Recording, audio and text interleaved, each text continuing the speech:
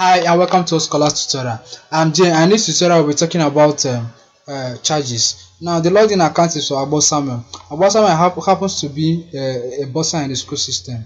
Now as you can see, his account as the bursar. This is the home page. We'll be talking about creation of charges. Now what we mean by charges is this: by default, only these two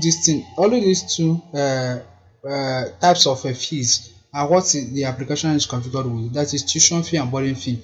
Any other type of fees that that is obtainable in the school system has to be created. And what I mean is this: PTA levy and the extra lesson will not come with the application. It's only tuition fee and boarding fee. Now if you have something like development fees, you can have ICT charges, all those things, you can actually create them. And how to create them is by using this particular link here. When you click on this nav button here, you'll be presented with the interface whereby you can create it. Now you have to specify the name of the charge you want to create and the description of the charge. Now when you let's for example, you can say development levy. You can say development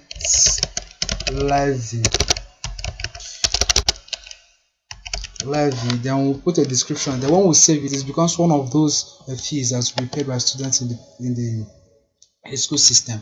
Now we can see the ones that has already been created, charge names. Now we have these ones that this one is an extra lesson and this other one is a PTA levy. Now one particular feature about this is that when you create a charge, you cannot actually change the name again. You can only edit the description, but the name is created and it can never be changed again.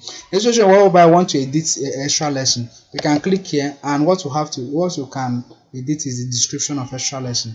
Let's move a little bit backward, and we have that we can also deactivate it, and when we deactivate it, it will no longer be one of those fees that the student can pay for. So whenever anybody is looking at fees that the student pays, you will find out that that particular one will no longer be there when we deactivate it. We can look at the update history of it. For extra lesson, when we click on this, we have the update history of it. After this is how this particular extra lesson has been updated over time. And with this, we have come to the end of this lesson. We thank you for taking this tutorial, and we look forward to seeing you in the next tutorial. Make sure you sign up on our scholars.